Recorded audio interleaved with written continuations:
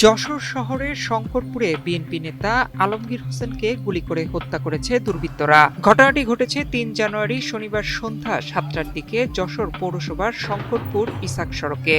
নিহত আলমগীর হোসেন শঙ্করপুর গোলপাতা মসজিদ এলাকার মৃত ইমতাজ আলীর ছেলে। তিনি এলাকায় জমি কেনাবেচার ব্যবসা করতেন বলে এলাকাবাসী জানায়। একই সাথে দুইজন আসতেছে, আইসা ফাঁকা জায়গায় কারখানার সামনে পরে মেরে দিছে গুলি। মেরে দেওয়ার পরে আমার ছেলেরা সব ধরে রয়েছে, আইসা দেখা কি মোটরসাইকেল নিয়ে পড়ে গেছে। এবার নাকি মুখে হাত দিয়ে করলো, দেখে কি নেই। নিহতের বড় ভাই জাহাঙ্গীর হোসেন জানান, শনিবার সন্ধ্যার পর আলমগীর একটি মোটরসাইকেলে চড়ে শহরের বটতলা এলাকা থেকে বাড়ির দিকে ফিরছিলেন।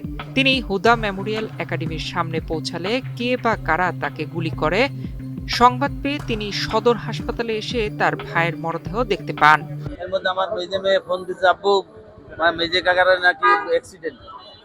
আমরা কি অ্যাক্সিডেন্ট করে, তো বলে বলতে পারবো, আমি যাচ্ছি মেজে কাকা।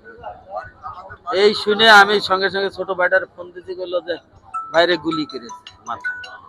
এই শুনলাম, রাখো আমি একটু শুনলাম যে আমার ভাই আর নাই, আমার ভাই এখন মর্গে।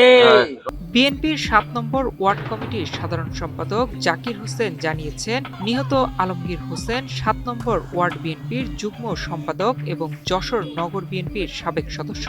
আলমগীর হচ্ছে আমার ৭ নম্বর ওয়ার্ড বিএনপির জয়েন্ট সেক্রেটারি 1।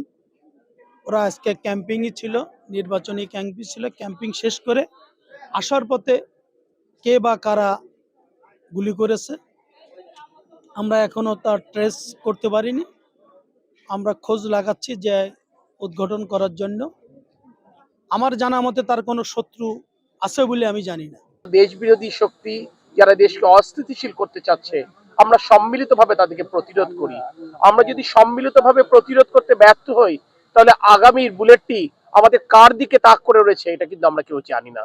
আইন শৃঙ্খলা বাহিনীকে বলবো সদা সতর্ক থেকে তারা নির্মোহভাবে নিরপেক্ষভাবে এই ঘটনার পেছনে যারা জড়িত তাদেরকে চিহ্নিত করবেন এবং দৃষ্টান্তমূলক শাস্তির ব্যবস্থা করবেন। যশোর জেনারেল হাসপাতালের জরুরি বিভাগের চিকিৎসক ডাক্তার বিচিত্র মল্লিক জানিয়েছেন, নিহতের মাথার দুপাশে দুটি গুলিবিদ্ধ হওয়ার চিহ্ন আছে। হাসপাতালে আনার আগেই তার মৃত্যু হয়।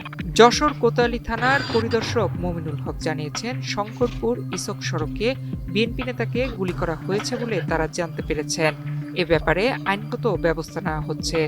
পুলিশ ইতোমধ্যে ঘটনাস্থলে গিয়ে প্রকৃত ঘটনা জানার এবং আসামি আটকের চেষ্টা করছে বলে তিনি জানান।